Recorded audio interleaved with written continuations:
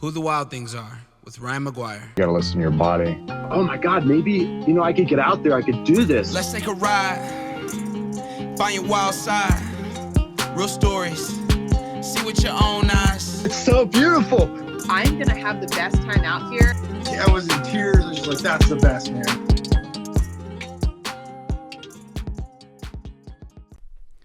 Welcome back to Who the Wild Things Are. My name is Ryan McGuire, and I'm here to bring you conversations with the most wild folks on the planet.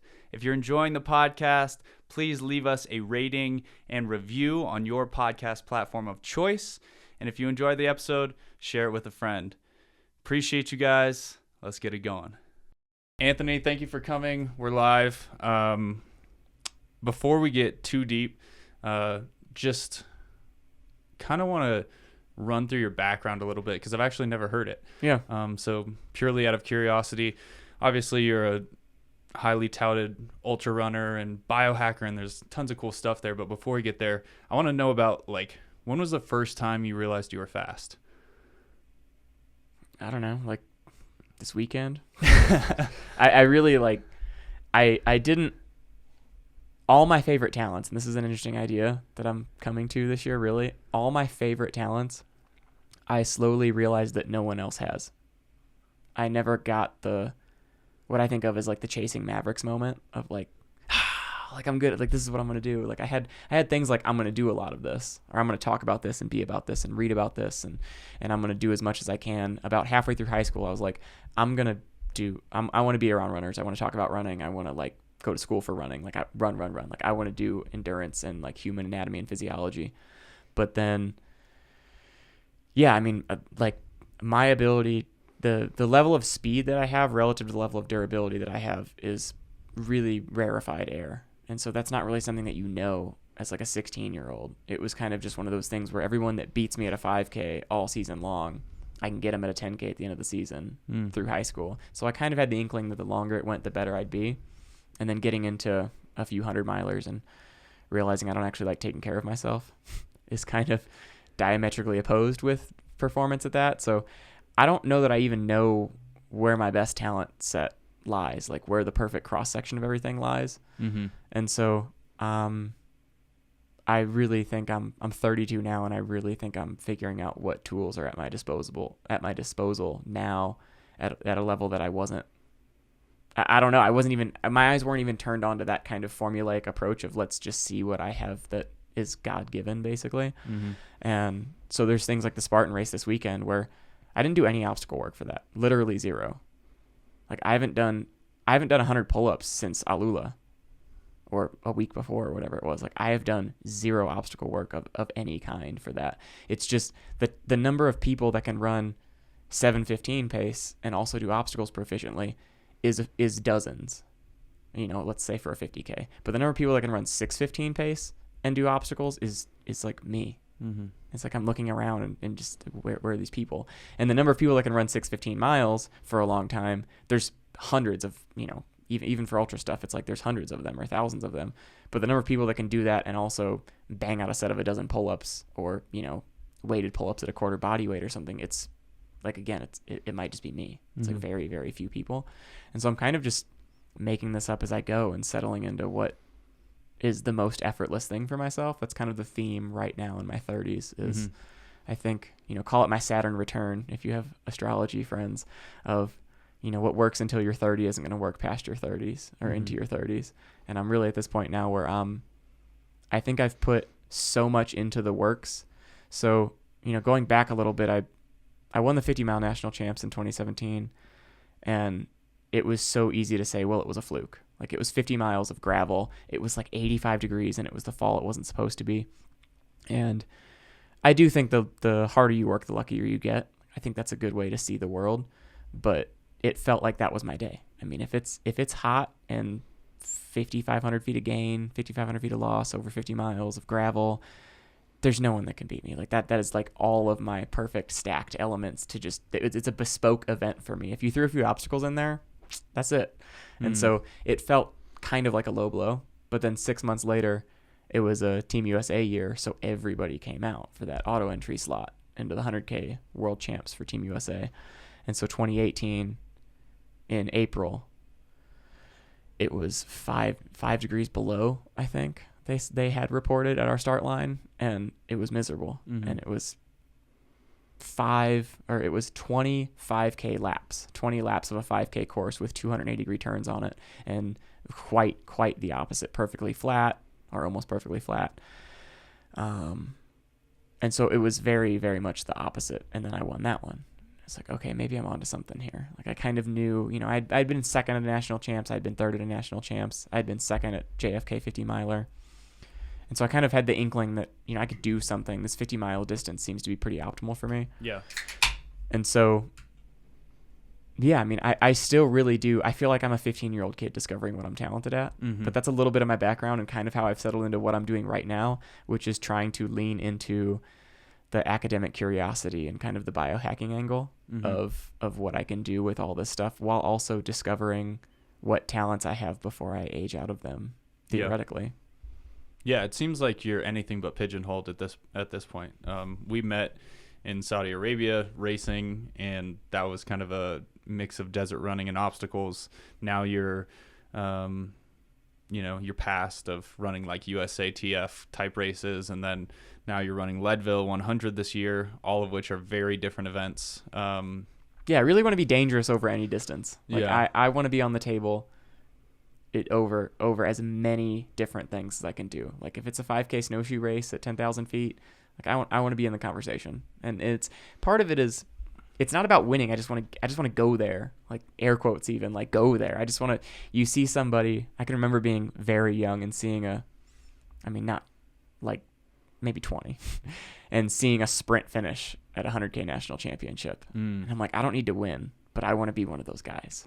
Get to that kind of transcendental place. Yeah. And I just want to see what's there. I want to know what that subjective experience feels like. And that's a huge driving force for me, but also I just want to be there. There's an idiosyncratic like cultural exchange when you can bro out with these guys on course. So the worst thing that I went home with, the only thing that still like deflates my heart just thinking about it, is not that I didn't get to win money and buy cash for my land and support the endurance commune to the next step right away with not winning in Saudi Arabia. It's that I was too sick to even like throw my name in the hat. Like, I just wanted to see how, share some obstacles with Ryan Adkins. It's like, that's what I wanted to do. If it was an hour, it's an hour. If it was 6 hours, it's 6 hours. I want to just let the mirror neurons kind of run and just exchange this culture of your nervous system as you're going through obstacles, and just see how these guys do stuff. And I really like that I can do that on the roads with, say, a half. Once you start dealing with low 10x half marathons, you're dealing with a very specific type of person. And so, they're going to have more talent than I do for this little corner of sport. So even if they get me 9 times out of 10, just being able to be in the ring with these people is awesome. I really think, I told somebody this weekend, without any obstacle work going into 60 obstacles for a Spartan Ultra, it's like, I understand how UFC fighters end up boxing and feeling confident, because it's like the roads are so brutal. It's just so brutal. I mean, if you have to stop for a poop break, that's it. You're out of the conversation. You might as well have pulled a hamstring. You're gone. You're dead. And so you compare that to like a Spartan Ultra where we were out there for, it was probably like 3 hours through lap 1, 2 hours for lap 2, because lap 2 didn't have it was like a mile and a half shorter, a mile and a quarter of which or more was a sandbag carry. Yeah. And so it was, you should negative split there relative to the laps as set up. Right. And it's like, it's so forgiving. Like, I missed my first spear throw. It's like, it doesn't matter. I made up 16 minutes on Mark over the last 12 and a half miles. Is that who it was? Mark Cadet was kind of battling with you? Yeah. We were just having fun. We were both, he did take second. Yeah. But he was like, yeah, man, check this out. And like going into an obstacle ahead of me and like giving me pointers and stuff. It's like, that's what I want. Like, that's exactly what I want. If he beats me at the end, I don't care. Like, I want that exact experience. And a guy like that, it's historically, I've done this on just like balls. Just like, I'll go out front, I'll be reckless. By the time that it goes catastrophically wrong for me and I'm like barely able to stand upright, I have so much ground on everyone else that they're more deflated than I am, and I can just take the victory lap and close it out. And what I'm discovering now is I am extremely durable now. Like, I can go out So now the question is kind of becoming, do I go out recklessly hard and let that durability catch me to raise the floor on the back half?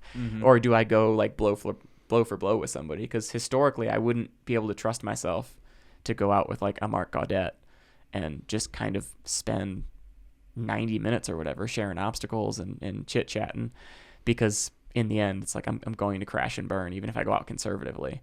And now suddenly I've changed some stuff in my mechanics, and I'm always tinkering, and I'm definitely onto a few things now where I'm aging. I mean, I'm aging into the sport. I'm 32 now, so Yeah. that's kind of a sweet spot to be, where I might not be getting faster, but I'm getting more durable by the year. For sure. And so it's such a fun place to be, to even my relationship with myself or with my body it's new. It's like, it's so dynamic that I'm learning new things every season. What kind of things are you thinking about right now in terms of mechanics, things that you're playing with? Well, I'm doing fascial maneuvers every single day. So like the human garage. Yeah, let's dive into that a little bit, because I've been following their kind of, it seems like their stuff has really been blowing up in terms of mainstream popularity. Give people a little bit of background on what it's the a cult, human man. garage is. I mean, it's a cult. It like, is a cult a like, little bit, yeah. Gary was like, yeah, we're the same we're both 18-degree Aries. And I was like, that means nothing to me, dude. Like that, I don't buy any of this. But then I look at him and we are wired exactly the same way. Like I'm younger than him, so it's like, I want to show you that you're limitless, and I want to show you that there's so much more bliss and love and light and God out there. And then I'm going to shove your freaking face in it because you told me that there wasn't. You know, like there's still a little bit of that angsty, like 20 something of like, no, dude, you're a God. Like you're a deity. Don't act like I'm crazy. Don't gaslight me. I'm telling you, you're a freaking deity. Like you're a Greek god. The stuff we can do with a cell phone and supplements and take your pick, it is unheard of in human history. And you should be giddy at that every single day. But yeah, Gary, I really see what he's doing is potentially just burning the whole medical system down without lighting a match. I mean, he is teaching people how to fix themselves, and it's all very, very basic stress reducing maneuvers. We'll do some today. And it's basically, if you imagine that you have fascial lines, like say there's one that I think a few endurance athletes are familiar with that goes from the roof of your mouth to the arch of your foot. And it goes through this whole system. So if I counter rotate, like if I put my head to the right and my shoulders to the left and my hips to the right, I'm counter rotated, like wringing out like a towel. And then so I can pull on these fascial lines, potentially even putting a tongue in my cheek to extend that same fascial line, bring pressure into it. And then I can inflate my lungs to make my body pick between holding tension anywhere in that line or holding dysfunction or scarring or whatever, adhesions, whatever it might be. If it has to pick between that and breathing, it's going to breathe 100% of the time. And so a lot of the breathing it's not therapeutic, relaxing, yogic breathing or even aggressive, intense, holotropic breathing. Or Wim Hof breathing, whatever. It's like it's just mechanics. You're just pumping up the billows in here to make your body pick between holding on the tension or breathing. And so with that idea, you can really, after they offer a 1 day, a 3 day, a 7 day, a 28 day reset, and those are all free online. They're like college courses. I mean, they're beautiful, chic courses. You check the boxes. It gives you that little dopaminergic satisfaction of like, I want to check the next box in here. And with 30-ish minutes a day, you can really, really dive deep. But for the average person, maybe you have 10 or 15 minutes, and you can split the days over 2 days even. But it doesn't get better. That 28 day reset is conclusively life-changing. I mean, there's certain things that I haven't heard of a single person, because I've been following them for a little while, that's made it out of the 28 day reset and has maintained their health dysfunctions. Like it's ground shaking for anyone. And even the before and after pictures, it's just people's face structure and all this stuff. Yeah, that was the weirdest thing I saw. Wild. The face pictures before and after are really alarming, because I mean, my first reaction to anything that has the kind of results he has is that's an evangelical church. That's bullshit. Yep. Like people are like crying and shaking and their face looks different and they couldn't walk and now they can walk. And for me, my brain goes boop, boop, boop, snake oil. My reaction is literally the same, even to my own pictures. Yeah. I'm like, I took the pictures myself. Like I stood in the same spot. Like I stood on the same X. I stood in the same room with the same boxed or ring lights, whatever it was. Yeah. And I'm like, I don't believe that. No, your face looked different. I noticed it. You had one story where you were just kind of like talking about what you had just done, and then you put your picture up. I saw it more in the story even than the picture showed. Dude, I saw Your it in the face- camera your face coming looked back from very Cancun. different. Like, I think my nose went back a little crooked because, like, I beat it up. I was hard on myself growing up. Man, I went and saw Gary in person, put hands, and you know, he gave me what he said was multiple years worth of treatment in a 4-day period. It's very interesting. Where, for folks listening to this right now that are like, what is this witchcraft? Where do they find Gary's stuff? Well, you sign up for the Human Garage on the website, and then you download the app, and then the app, it's all free. I mean, they don't even really talk about the fact that you can give them money. Like, they don't push anything. They can fix unfixable problems. So it's like, if you have scoliosis, or you have autoimmune problems, or you have any number of things that they've told you can't fix, there's a non-zero chance you can fix them yourself over a 40 to 50 day period without buying any of their supplements, without giving them any money, and you can just do it on there. And so that's the biggest hurdle I see with them, is the same thing I see with myself, is people want to book consults. People want to come and do stuff, and I'm all for that. I love that. Like, show up on my porch and just live my life with me, and we can tinker and talk about it as we go. But I can't do anything for you. Like, you have to do the thing. Like, Sure. you in the end of the day, you have to be the one holding all the tools, or you're going to think that I fixed you. And I can't let you leave my presence thinking that I did anything for you that you couldn't do for yourself. And that's a huge thing that makes me resonate with the Human Garage, is, you know, it's like, Gary's not your guru. You know, it's like, you're the magic. Like, you are the drugs. You're going to fix yourself. And so it's keeping that locus of control in yourself is kind of counterculture right now. Even it's kind of like alt-righty conspiracy theory stuff to think that, no, like, you should probably just be fixing yourself. And the issues in the tissues, as they say, I mean, that speaks to me instantly. I tend to identify with my body like I am a body.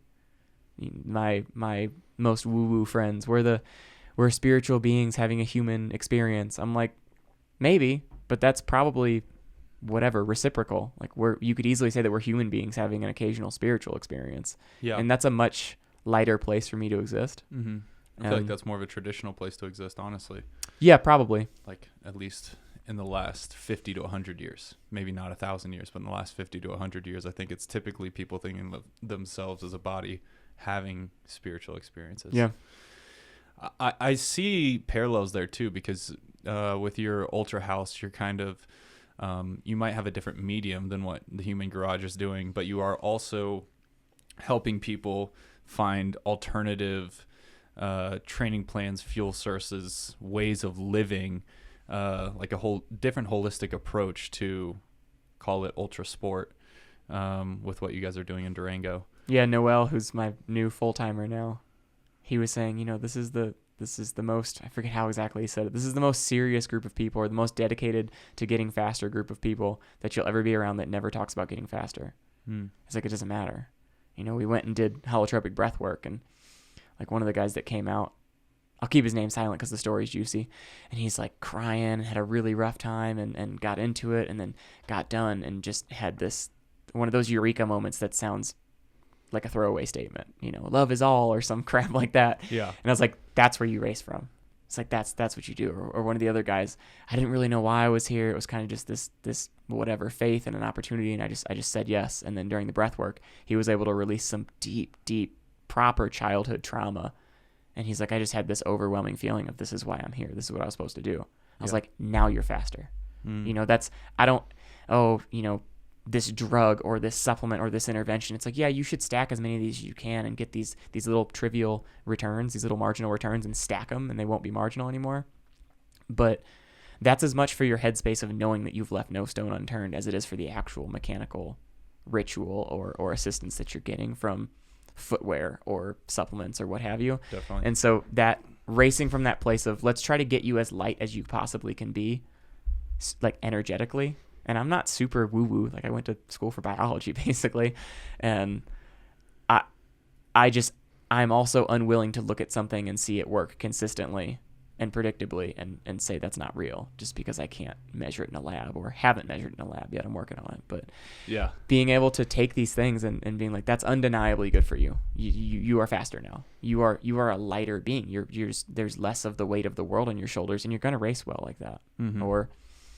Or you're going to blow up. I mean, I think a lot of people know me from just like catastrophic blow ups. It's like, that's good.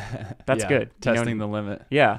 I'm racing from a place of safety. Like, I don't need you to resonate with what I'm doing.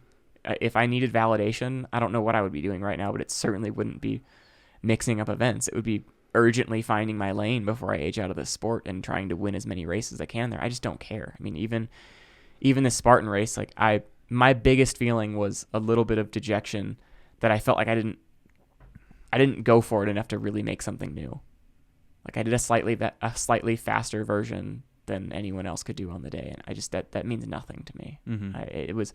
It was really good experience to build towards something in the future, but it was nothing in and of itself, if that makes sense. It really is. It was treating a race like an extrinsically motivated situation instead of just the intrinsic motivation of like really flowing. And I had a few glimpses of it, but it just wasn't a ton. But it's a stepping stone to Leadville. I mean, every race isn't going to be a work of art. Mm-hmm. And if I chase that, I would drop out of 70% of the races I entered probably, because it's rarely going to be that perfect. Yeah. So what level of importance is there when you think about the folks you're surrounding yourself with in terms of being able to nail diet, performance, headspace, all the things that go into being an athlete? How big of a role does it play? Because it seems like you're trying to, you even have tryouts to live at your house. You Mm-hmm. have people applying and then making sure that they're committed to this athletic lifestyle. It seems like you're not only trying to build them up, but also trying to surround yourself with people that are focused on this holistic mission to become better athletes and better humans. Yeah, I mean, the questions weren't, what are your best race results? The questions are like, I'm going to give you free rent. Like, I'm going to give you space on this planet. You know, like I'm going to provide for you to the extent that I'm financially capable of. What are you going to offer the world in exchange for that? Not like, how are you going to make me sleep easy because I let you live with me or something. It's like, what are you going to do? And I think prior to the last year or so, I kind of figured everyone had the same unspoken social contract that I was operating under, which is like, if you're housing me and feeding me or whatever, then I better do something for someone. Maybe you, maybe not. It's like, I better put out, right? Like, I better put some energy into the system if I'm taking from it. And so I am leaning more and more into that, but I'm not sure what, that's an intrinsic thing. I just know that it feels good to be around people that are doing stuff like that. And I am stable enough financially or energetically or whatever that I don't really have to worry about doing anything for anyone. So that puts me in the position where I can choose to do whatever I want for whoever I want as much as I possibly can. Mm-hmm. And I take that seriously. And so I do want to be around freaking ringers. You know, I want to be around people that push me, but I think it's equally or maybe even more important to be around people that can validate the work that you're already doing. Mm-hmm. You know, that was one of the things that I remember a dozen times telling DJ that before he won World's Toughest Mudder. It's like, dude, you should know, because you get so lost in the like daily grind of it and just hitting the weekly mileage. It's like, you should know the only difference between you and me is I've been doing this for an extra decade at this level. But like, you just put in a world-class training block. There's absolutely there's no possible way to work as smart as you just did.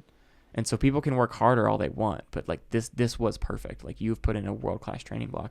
And I think there's a lot of value just in having someone that you trust tell you like, Saying no, you're that. ready.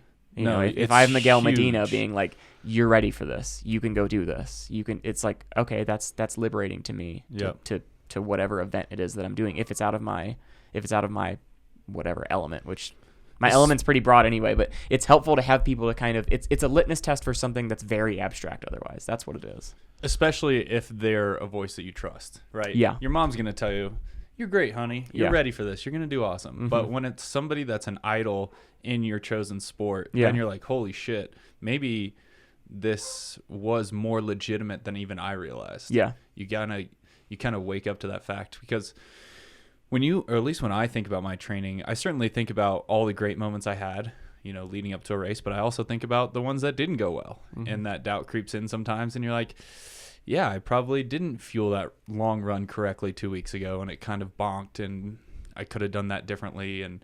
But then when you hear a mentor say, like, this is legit, like, this training block is legit, it's a huge vote of confidence. And we're so fickle. Like, you have one bad run and you're like, it's because I'm a piece of shit and I'm like out of shape and old and broken. hate And it's myself. like, and then you have one good run and you're like, man, I'm the best ever. Like, I'm an intergalactic juggernaut. Like, Yeah, that is maybe with ultra athletes more than anybody. Yeah. It's such a head game because it's like the sport lasts for so long that you have to be with yourself for a very long period of time. It's like in a football game, it's like, or any sport really in the Western Hemisphere, it's like I got to deal with my thoughts and myself for an hour. yeah. Ultra, Leadville might be 17, 19, 22 hours. Yeah. Might be 15 too. Is that a little prediction from Anthony? I have no idea, man. So I got these like downloads. Like, again, like this is crazy shit for my own standard, but I got these like flashbulb memories that hadn't happened yet for Alula. And I got like 3 or 4 of them, and they were vivid. Like, so before you get in that, tell people what Alula is if they're not like. So Alula was that race in Saudi Arabia that you and I both did, and the royal family put up some prize money for it, and a local race director put on this event and gave us 8 hours in the desert to run laps and put up obstacles and touch the earth and kind of get weird out in a proper like Indiana Jones set of an oasis out there. It was incredible. Sweet. And so, yeah, I woke up sick as death, but what are you going to do? It is what it is. And I had these little like flashbulb moments. Like, you can think back to a moment sometime and you'll fixate on one clear detail of like a tree or a grip on an obstacle. And you have this whole emotionality that you fill in from this one little like visual. That's probably stress hormones, right? Like your vision, your field of vision is narrowing until it's this tiny little pinprick of and then I grabbed this and then I slapped the bell, or I broke a bone or whatever. It's like you get these little flashbulb memories, and that feeling of one simple vision and the whole feeling surrounding the vision, I was getting these like weird witchy sort of, I wouldn't believe myself hearing somebody say this. And they were dead on. I mean, it was like I knew I would cross I don't wear a watch regularly for races, and I knew exactly what time I was going to cross for my last lap, like 4 weeks out. And I was like, and you're going to make the decision and you're going to go for it, or you're not going to go for it. And I knew exactly. I mean, I could pull up what the 7:57 and something seconds. I mean, I had the image in my head of what it was. I logged it. And then I crossed that line at the exact same time. And I wasn't wearing a watch. I had no way of knowing. I didn't even know what lap I was on. And they're like, yeah, you have 3.5 minutes or whatever to take off for your last lap. And it's like I knew I was going to have that exact decision. I knew the whole flavor of the feeling of it, but I didn't know if I was going to be doing that for the win or for a record or for all the money or for just pride or for nothing. And so, ultimately being that dead, I was like, I'm here to run in the desert for 8 hours. I'm here to kind of commune with this place and get this dirt all over myself. And so that was just one of them. And yeah, I mean, I had a few things that were very, very vivid, just memories that hadn't happened yet. And so I have a few things like that slowly like forming for Leadville, that it's not even a matter of like, am I going to win or lose or run a course record or anything like that. It's not that specific yet. Maybe it'll get there now that I'm leaning into it and kind of trusting that. But I think a lot of us, and I say us because I'm identifying with this more square world, I think a lot of us are okay with the idea that there were people that predicted ridiculous things and that there were shamans in the past and that there were people that were on some frequency or maybe even still on some frequency that we don't understand. But then when someone sits right across from you and they're like, this is what the weather will be for August. Like we were saying, Leadville's going to be hot. It's like, that would be awesome for me. And if some soothsayer back in the day would have said that, you'd be like, yeah, I kind of believe that maybe he's into subtle cues in the ocean or something. Like he can smell the plants, or he's doing something subconscious that's totally off my radar. We could buy that. We could be like, oh, that's reasonable. But then when you get something like that, it's so hard not to just dismiss that. So yeah, I don't even, for background, that was what I said to you before we started this. I have this gut feeling that Leadville is going to be like treacherously hot, which isn't normal for 10,000 feet in August. No. It starts to cool off. The nights are cold and brutal, but I just have I don't know why I have this feeling like, especially those first 40 miles, people are going to get tore up from the heat. So we'll see if that comes true. We'll repost this. We put it in the record at least now Yeah. this time. I should have riffed. I mean, I should have like written a signed letter and You mailed need it to to get yourself myself a for mic or Alula. something and Yeah. do a little solo podcast so that you Yeah. can see if your call outs Get come weird. true. Yeah. See, yeah, I think it's I certainly believe that there are people that are more in tune to things that aren't apparently visual. Now, sometimes I think that has to do with them noticing things in the physical world. Sometimes I think it has to do with them being open to spirituality. I think it can be a combination of both. It's actually impossible to say there's not, because decision making is using small cues to decide how your life goes when things aren't apparently evident, right? So Elon Musk can make decisions at a level that most people can't. So he's attuned to things that we're not seeing, right? Yeah. Now, once that crosses into the spiritual realm and we stop thinking about it with arithmetic, people all of a sudden get very scared and they're Yep. like, this sounds crazy. And Yeah. maybe it is crazy, but I'm very much a could be person. It's like if somebody says some wild prediction Yeah. and that they got it from an alien that came to tell them about it, Yeah. I'm just like, yeah, maybe, could be. Yeah. How consistently is it right? I mean, don't that's still science. Yeah, It's I like mean, if it's testable. If it's 51% right, that's pretty good. I mean, you could get infinitely wealthy off of that in the stock market. Like you could seem like quite somebody if you could just predict with 51% odds in almost anything. Yeah, So, that'd be impressive if you could do Yeah. the stock market. You'd have a big ultra house, I'll get there. It's a ultra mansion. We're getting there. I'll scoop up some land this season. I haven't decided the nice way to say this, but money's no longer a problem now. Is that mainly just from like sponsorships, and because you're doing a lot of like the biohacking, product testing, and kind of development stuff, at least from where I sit, that looks like it. Yeah, that's where I've been the last few years. I think I spent a long time. If you really got a mission statement out of me, it would be that I'm looking to test these things to see if they're hype. You know, if they live up to the hype. Oh, molecular hydrogen. All right, maybe. How much do I have to dose? What do I think? What's the science say? What does the company that makes it say? Who's the best company that's making it? Let me try out competitors. Let me try all these things. And then when a soccer mom says, I'm so close to qualifying for Boston, I can say, hey, go to Drink HRW and get you this, or get you a Nano V and make it at home. And like, here's hydrogen supplements for you. Mm-hmm. And here's what you can expect. And here's how long you have to do it. And here's the protocol we were after. It's like, that seemed like a very tit for tat way to be an artist. It's like I'm being creative and I'm avant-garde and I'm like pushing the bounds and I'm using myself to discover what has value for people and I'm opening the dialogue, but I'm doing it in a very like meticulous biohacker kind of way. Tell me more about this specific one, this hydrogen product. Well, hydrogen's great. Yeah, that's a good example because I was positive it was snake oil. I was like, molecular hydrogen, everything has hydrogen. Like this table we're leaning on is probably like frothing off hydrogen ions into our body right now. Like hydrogens fly out in every direction. So it's like, there's no way. I mean, you're breathing hydrogen, you're drinking hydrogen, you are hydrogen, but there's some sort of mitohormetic stress that goes on, meaning like it's an assault to your mitochondria and they thrive with that assault. So kind of like you go take a run, that's stress, but your body gets better from it if it's not too far and too abusive. And that's a hormetic stressor. And so a mitohormetic stressor is kind of magic, where you end up with less abuse from your training that you notice, but it's also doing that in a way that's more stress, not less stress. That's the ideal perfect training, right? That's the ideal perfect training and the ideal perfect supplement. So like a lot of things fall into that category now, and I've found every single one of them probably. I don't know. You look backwards and you think, well, why didn't people domesticate this animal? It's like, we tried.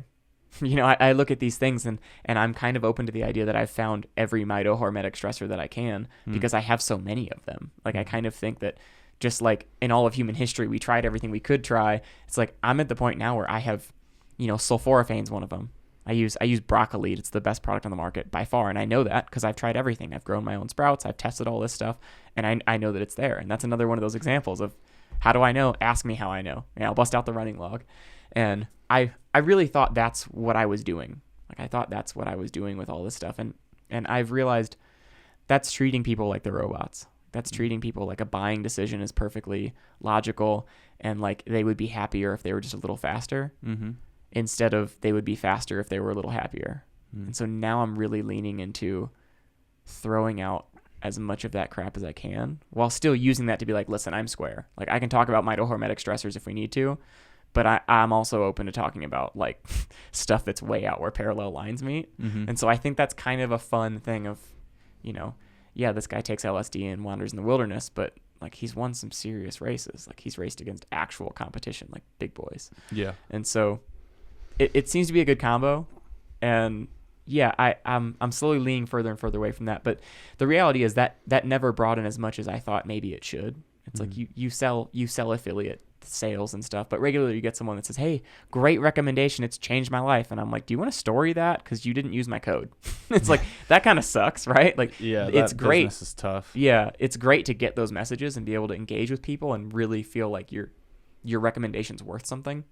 And like at the biohacking conference last month, I had 3 occurrences where someone walked by and was like, what do you think of this? Or what do you think of that? Did you see those people? And like one time I hadn't yet. But the 2 other times, you know, one of the times I was talking back and forth, hey, I want to test this. Hey, I want to find out about this. He's like, oh, well, we got this show special going on. I'm like, no, like, you need to give me 90 days worth. It's like 76 days till Leadville. I'm going to try this out. And I know what I feel like on fish oil. I know what my balls like feel like on mega dosing fish oil. Like, I can tell you if this lives up to the hype of it was a, you know, whatever, I won't mention names, but it was a really refined fish oil supplement. And while the guy is teetering on like, should I just give this guy something or no? Some dude walks by and is like, is this legit right there? Like, cause I'll get it if he thinks it's legit, basically. And you know, that's what I've done. And it is finally working now where more and more people are, it's more obvious that people are like, I trust what you're saying about this. And that weighs heavy on me. I'm like, now I really, really need to be positive that what I'm saying is perfect. And if I even get caught in a picture with a rain at a finish line, it's like Anthony Kunkel drinks rain at the finish line. And I'm like, no, I don't. There's no way. Like, I'm caffeinated out to the gills beforehand. So like, yeah, there's something to that endorsement model that I feel like I've kind of, it's less that it's passé or that I've worked it to the point where it's crescendoed, and more that it's kind of teetered out. It's gotten old for me. I want more. It's similar to like Naval Ravikant talks about this, where it's like, if you see a bear is kind of interesting. If you see somebody unicycling, it's like, oh, that's pretty cool. That's kind of interesting. But if you see a bear on a unicycle, well, now you've seen something that you never could imagine. And you are now, you know, you've gone through, flowed through the supplement, the alt supplement world. Now you're thinking more about things like happiness and human garage and fascial maneuvers and trauma. Yeah. It's like, if you combine those two, now you have something that's infinitely more interesting than either of them alone. For sure. Nice comparison. That actually brings me some clarity right there. Yeah. That's kind of how I think Nice. about it, just because it's not just one or the other is less than the sum of its parts, essentially. Yeah, big time. It's also just bigger. At a certain point, it's like I can give you, and this is our Venn diagram space of play here. It's like I can give you all the molecular hydrogen in the world. It's like if you're not in the sunlight and touching the earth, then like it doesn't matter. Right. It's not even a drop in the ocean. It's a drop in a bucket that's a sieve. You know, like in a cloth bucket. It's like this isn't going to go anywhere. And so you really, the biggest biohacks, quote unquote, are primal things that you're just deficient in. Totally free. You know, you want to find someone that shows that your vitamin D supplement works. Find someone that's never in the sun. Your vitamin D supplement will work really, really well in them. Now, you give it to 100 people that are already bathing in the sun, that's not going to do anything for them. Yeah, it's going to be marginal at best. Yeah. The vitamin D one is weird because it's so directly fixable. And it's the biggest deficiency in America. Yeah. And it's like the answer is free. It's low cost, or like low physical cost. You literally just have to be outside more. Yeah. There's almost no downside. Yeah. But yet we're still... It's cultural stuff. And most people in America live above the 37th parallel, right? I mean, most people are so far north that they have a solar winter, meaning like in my case that the sun isn't reaching 30 degrees or more for months out of the year potentially. And that's a ton. I mean, we know whether you do it with a light box or sun or supplementation, it doesn't take much to maintain healthy levels, but it takes a lot to change to get those levels up. Yeah. Especially dependent on skin color. Like if you're a darker individual living further north, for you and we can live a little further north and still absorb a decent amount of vitamin D because it's our body's letting more of that in. Yeah. But the photosynthesis doesn't work quite as well when you have darker skin. Yeah, for sure. Which that's the payoff for protection from the sun, right? Absolutely. It's all Yeah, perfectly dude, that was one of designed. those things. Talk about like a combination where the sum's greater than the parts. The realization that most of your melanin is in your mitochondria, not in your skin, not in your hair, not in your nails, not in your, I didn't know that. It's in your mitochondria. So it's like, why do they need sun protection, or are they reaching out for the light? And it seems clear to me at this point that they're reaching out for that light. That's interesting. I've never So even thought about that. When you are exposed to a lot of these like melanin boosting things, you might want to think in terms of your mitochondria, not just in terms of skin tone. And so like something like chaga is a really interesting one. It's debatably a mushroom. It's clumped in as like, it's one of the world's most famous functional mushrooms, but it's not really a mushroom. Yeah. And it seems to be the highest source of bioavailable melanin that you can get a hold of.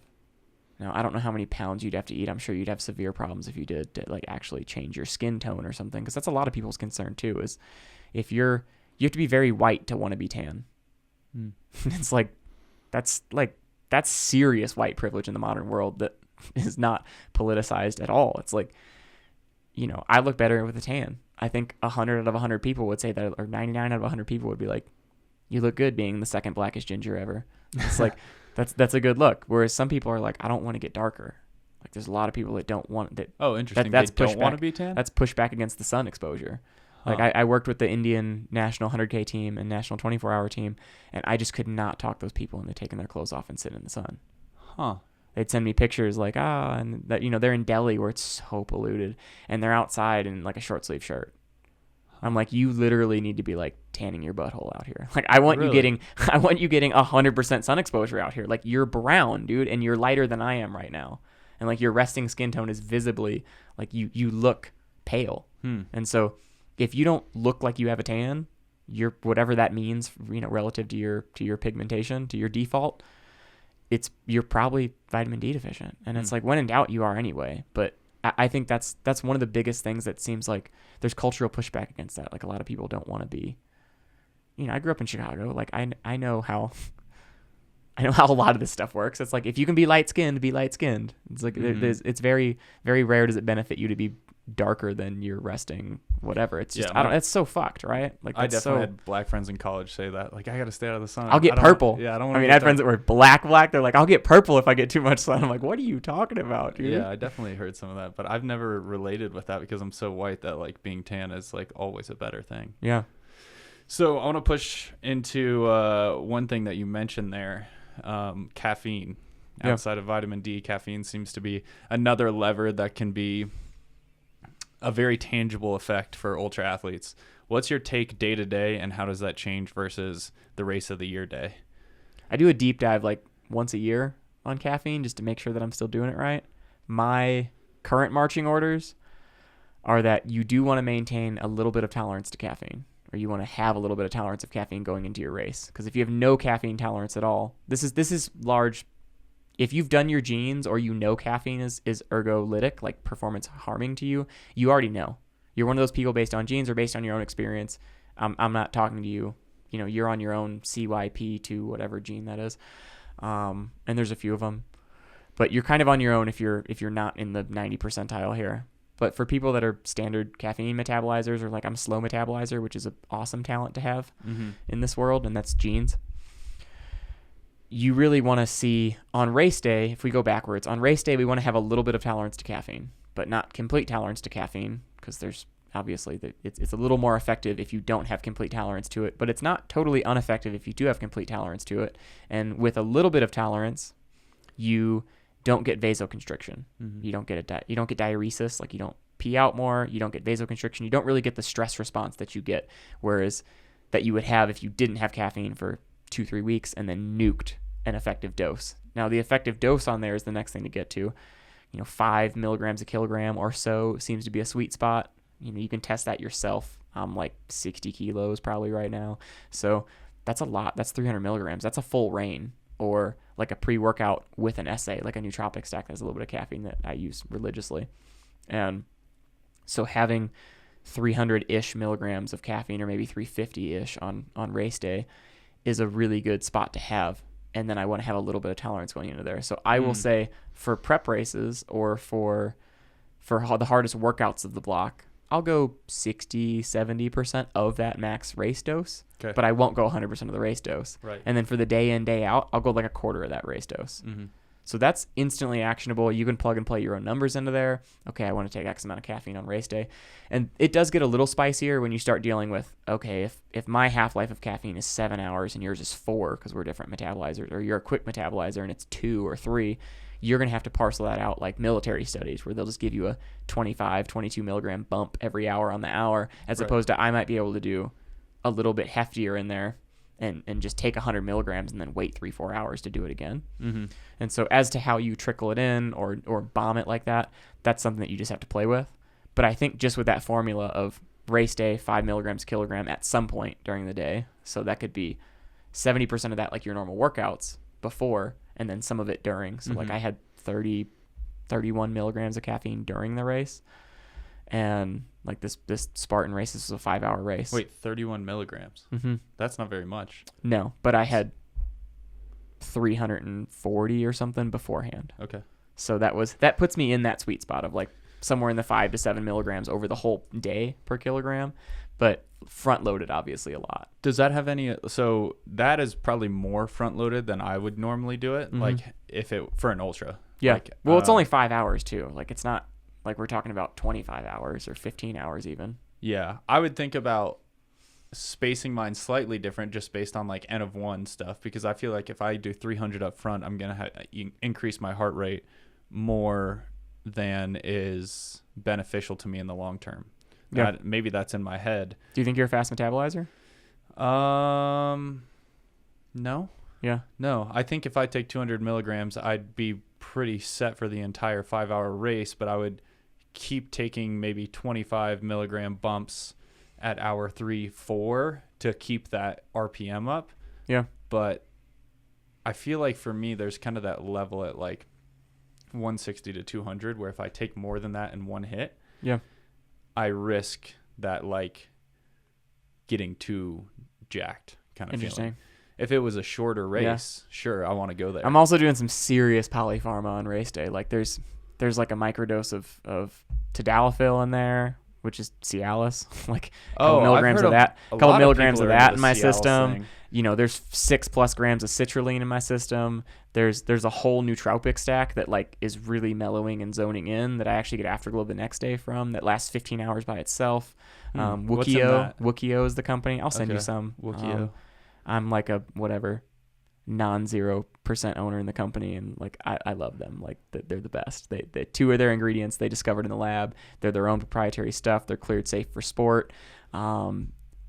It's the Limitless pill. Like if you've seen the movie Limitless, it's a freaking Limitless pill. Huh. And it doesn't leave you oxygen starved, but man, you are in the zone. Really? Like it's incredible. So like I think the stack of all these things probably helps me get a little bit more out of everything, and that's very me.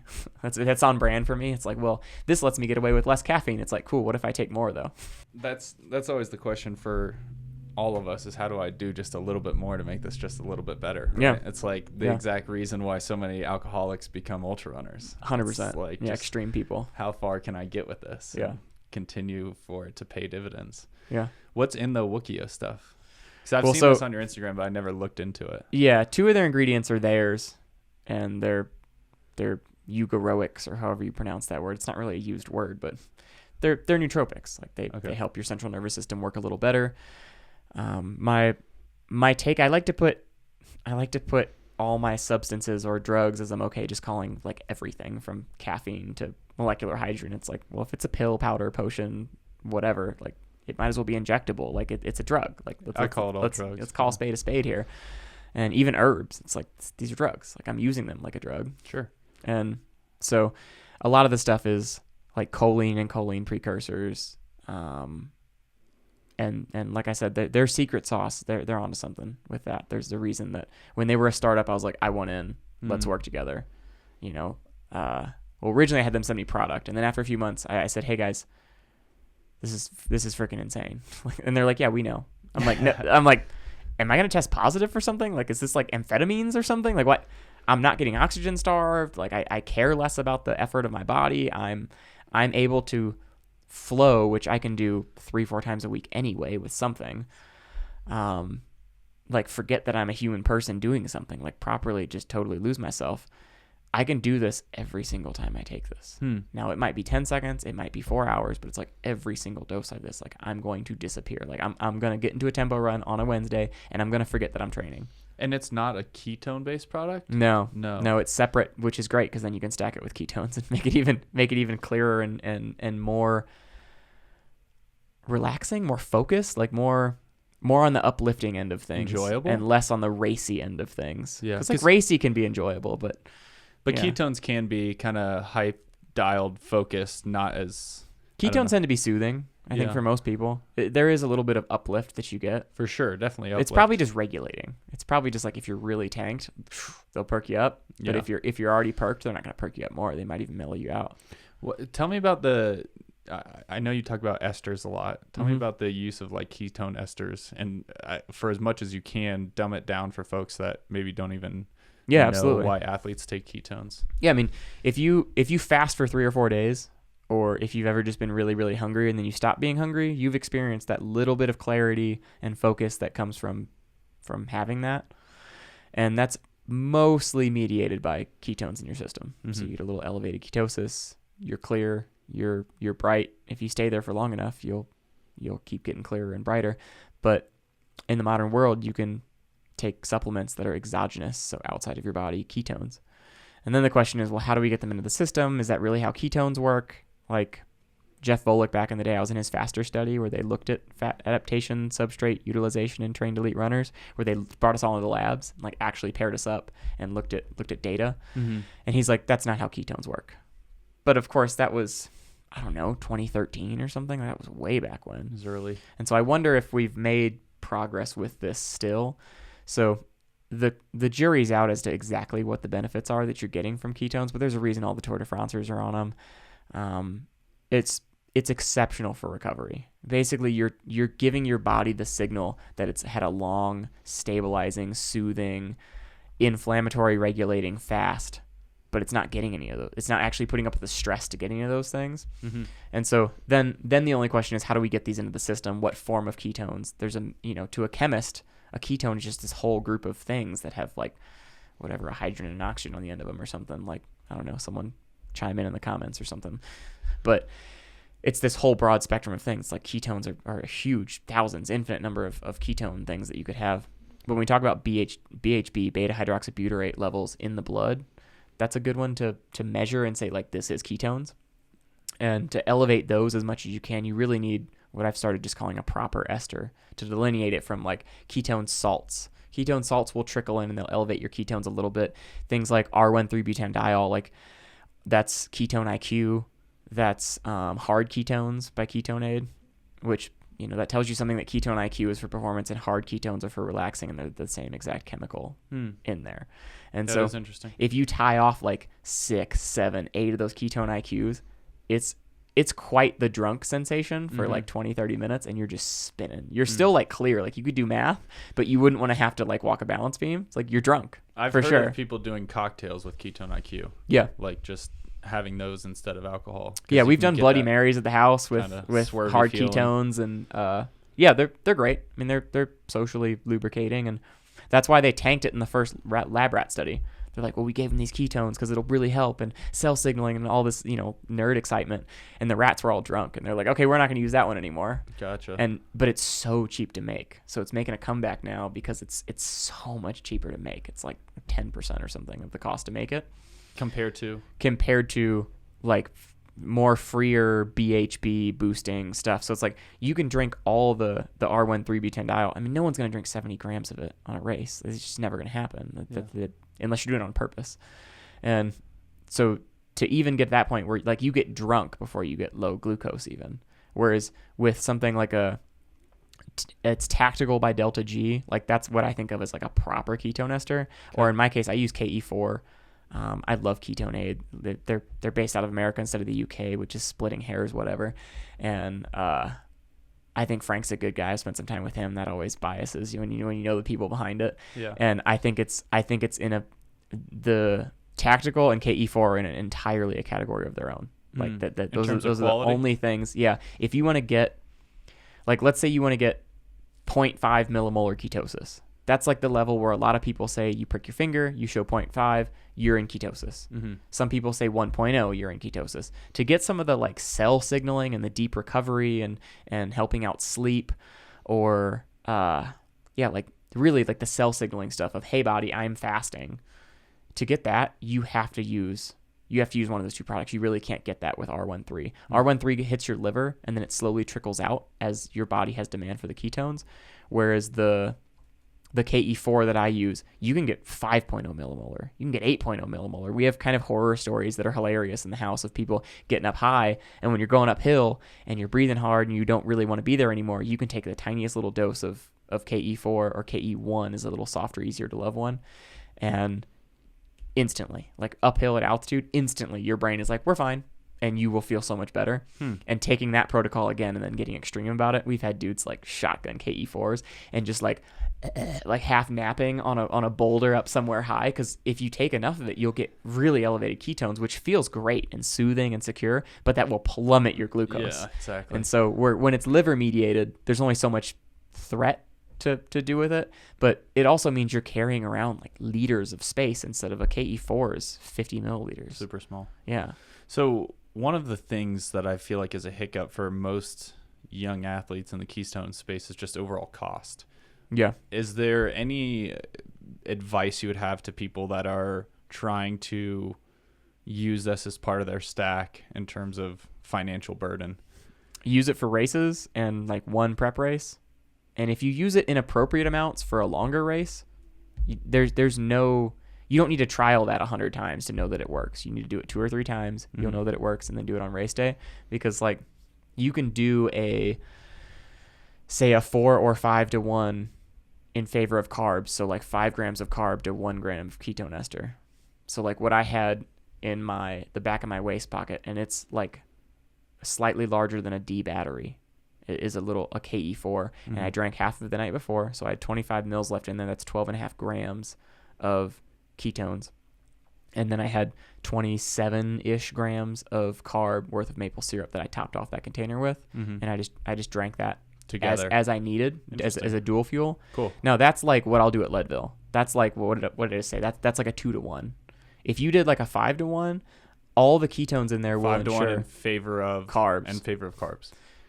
So yeah, 50 grams of carb to 10 grams of ketone, you would be very well served over any distance at all. And all that's going to do is make sure it'll give you a little bit of mental stimulus and probably cut down on inflammation a little bit, but you're primarily using those ketones like we have at WTM successfully. You're primarily using those ketones to blunt the glycogen, or to blunt the glucose and therefore potentially the insulin response to taking in simple sugars. Because when you're nervous, when you're cold, when you're hot, when you're blood plasma, you're sweating out a lot of plasma, then you're rehydrating, then you're in the cold water, there's a lot of things moving that isn't just like gentle blood sugar going up and down in response to eating something. And so if you think you're almost going to die on an obstacle, that dump of cortisol might liberate way too much glucose. Mm-hmm. And so you add sugar on top of that and caffeine on top of that, and you might end up with glucose that's so high that your body has to dump some insulin, and then you start feeling like death. And you're like, I'm eating. So then you eat more to get it, and you get on this roller coaster that most of us in the space have experienced, where you eat a gel and 10 minutes later, you're lit. Life's great. 5 minutes after that, you're hungry. It's like, well, what is that about? I just fed you, body. Why are you hungry? It's the glucose roller coaster. So somewhere like even a 1 to 10, like, or 10 to 1 in favor of carbs, 10 grams of carb to 1 gram of ketones, that will put you at the point where all you're using those ketones for is to avoid your glucose getting too high. Gotcha. And so that's a really, really easy use. And with that in mind, a KE4 is 10 servings. So those little spikes, those little 2.5 gram spikes of ketones, that will get you, if you're doing 2.5 grams to 25 grams of carb, that's your full hour done right there. Yeah, you don't need much more than that. Yeah. Interesting. Yeah, I guess the dosing is kind of where you can make it more financially viable. It's just For sure. understanding that you don't have to overdo it. You can kind of trickle it, especially in ultra. Yeah, the only people that are openly using ketones that everybody knows about, it's like the Tour de Francers. Mm-hmm. And they're literally taking a full 4. Like they're taking 10 servings first thing in the morning. They're taking 10 or 20 servings during the race, and they're taking 10 servings immediately at the finish line, and then another 10 before bed. It's like, cool. You just had a $600 day for your team, or whatever. Someone crunched the numbers. It's like at $1 a gram for proper esters. It heads up. It's ridiculous. It's really expensive. But the reality is, you're not a Tour de France. You're not racing again tomorrow. Right. You just need to make sure that it blunts out the glucose response a little bit, and that's something that you will feel big time on the back end. Kind of no matter who you are or how fast or slow you're going, because everyone's consuming simple sugars. It's like, that's the only thing to do while you're working out. I've played with it a couple times. Like I haven't gotten too deep into the ketone rabbit hole, but I took a fat dose of ketone IQ before one of the competitions last year, and I ended up taking first and felt like Superman. Yeah. And in that moment, I was like, something about this doesn't feel right. Like it felt like it was too easy for me to get in the zone and fucking dominate and like take over a village. Like I was like, and it was a race where I wasn't supposed to win. I was counted out. I was in the last heat. Yeah. And I just had a fat dose of ketones, and I was like, oh, this is why people are talking about this. Like, how much? Like 20 grams? I don't even know. So, the big Ketone IQ bottle is about 2.5 of the lines. One line is the one shot. So it was like 2.5 of like the it's probably 25 grams. That's probably the sweet spot right there. Yeah, it was, at least for the R13. It was amazing. Yeah. It slapped. It was great. Yeah. But then you look at those bottles online and they're like crazy expensive. Mm-hmm. So I'm just always curious about either A, how can someone come in, and maybe this is for you to be the guy. How can someone come in and be the market leader in affordable ketones? Because there's nothing right now that really feels affordable to the average athlete, like the average guy at Spartan, Colorado Springs. Like those guys aren't paying $80 for a big bottle of ketones. So how can someone get to that price point where it feels more like buying an energy drink? I don't know if it'll ever get there. I mean, scaling would help. When there's you could count them on one hand, as far as I know, the number of labs that are even intrigued by making ketones right now. Really? So it's very small. So maybe someone with a commercial lab and a background in whatever type of chemistry would be germane to that. Yeah, Ketone IQ do started something with the U.S. government. Yeah, they got that Department of Defense thing. That's when everyone started hearing about them. Right. Instantly. Yeah, they got that grant or whatever it was. They're a great company. I love those dudes. I know I'm like kind of softly talking shit about R13 or about what they're using, but like they're an incredible company. They're a cool group of people. Yeah. I've bumped into people on their crew a few times at events, and they're doing a really cool thing. Mm-hmm. I'm not sure that even the financials at how much cheaper they are than something like a tactical or a KE4. Yeah. I'm not sure that the math actually checks out if you really ran it. You get what I'm saying? Like, I think the amount that you get is actually more getting something in a more, again, like a proper ester. I don't really have a sciencey way to say that is also palatable. So yeah. So before we wrap, I want to get your take on Leadville. That seems to be like the next keystone event, really, not just for you, but for so many of us Colorado ultra runners. What are the feelings right now, today, as you sit here, in terms of how you think about Leadville and your body's ability? And what is the focus from today to August 17th? Well, we're a full training block away in my world. I don't think anything more than 6 weeks of heavy training is appropriate in one stint. And so, like, to talk about something we're 60 days away today. So that means with a 4 a.m. start, we're like 61 days away kind of, because today, and so I'll have a 36-day push and a 1-week taper. And so we're still a full training block away, but I could not possibly be happier with how my body is right now. Mm-hmm. I'm going to do another hard reset for fat adaptation in the next couple weeks. And I've, like talking about the Spartan Ultra this weekend, historically, I have to get out front and get away from you because I have more speed, but I have less durability. Mm-hmm. And suddenly I feel like I haven't lost any speed yet. And I'm gaining durability like exponentially. Yeah. And some of that is age, some of that's nutrition, some of that is premeditated, and a lot of that is just God given. Just, you get this for free, Anthony. Cool, thanks. Mm-hmm. Kind of like doing obstacles. And so, yeah, I'm feeling like I'm in an absolutely perfect spot relative to being, again, like more than a full training block away. So I'm going to do a few prep races and really use the next 2 to 3 weeks to figure out what the focus needs to be. Yeah. But I've been in a mile high, like hypoxico. But I think mile high is a superior product, even though people know them less.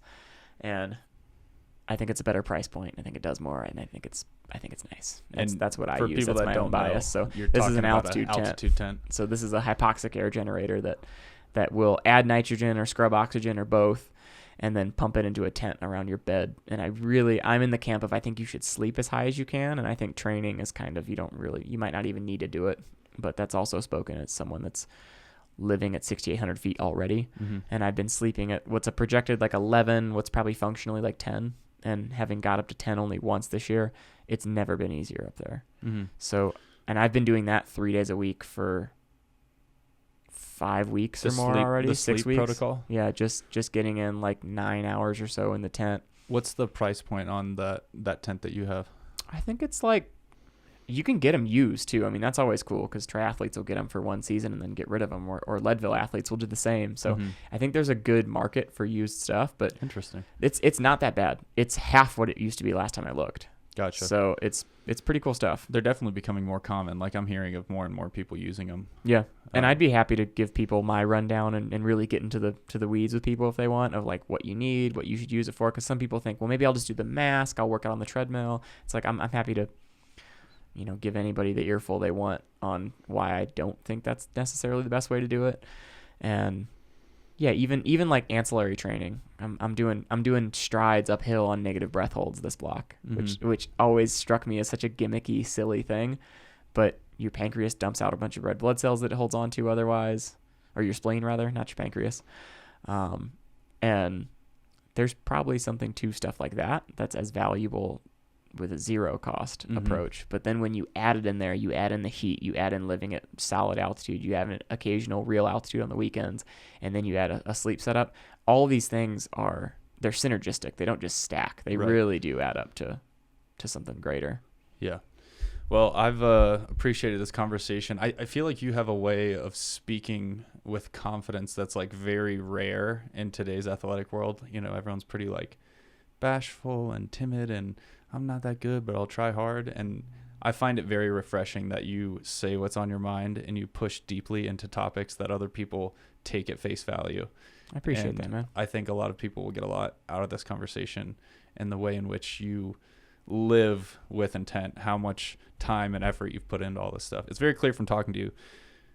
You didn't just read one book. You've read a lot of books. Definitely. You've gone as deep down these rabbit holes as maybe anyone on earth. So, yeah, I appreciate it. And I've got notes here to ask Anthony about more. Nice. So we'll keep the conversation going. And like I always push people, the best way to learn all this stuff is not to book a consult or buy with my affiliate links. The best way to learn is to come to my house, use everything in real time. In the end of the day, the only thing and I love this about David Weck, who's a mechanics mentor of mine, is in the end of the day, faster is faster. Like we can have all the studies in the world, we can have all the conversations, we can increase data, we can decrease oxygen cost. Faster is faster. So it has to work in the real world. And so that's, tell people, show up at my house at 8:15 on the porch, and I feel like half the world knows my address at this point. and just hop in, get in the cold water with us, get in the infrared sauna with us, try whatever supplements you want on the day, whether it's a camp or not, and just see it in the real world for yourself. And if you have a big boy job, big girl job, you can throw me $300 for the week or something. I don't care, but come out and try it for yourself. That's really the only way to do it, because it is a whole lifestyle approach, and you kind of have to try on the whole costume. You can't just put on the hat and see how it feels. No, for sure. What's the best way for people to find out about you or what you've got coming up? Instagram's the easiest, and that's just at Anthony Kunkel, and that's standard spelling, all phonetic. Yeah, or show up at the house. I mean, really. But if people aren't on Instagram, they could email me. We could put some stuff on there. ultrahousedgo@gmail.com. And so come out to a camp, experience the whole thing. But I don't miss DMs. I respond to every comment, try to give people, if they're going to take the time to give me encouragement or something, I would like to give them a little piece of my soul that wasn't already in the original post. And so social media is a good way to hunt me down. All right, man. Keep doing the good work. Appreciate you. Thanks, man. Until next time, stay wild.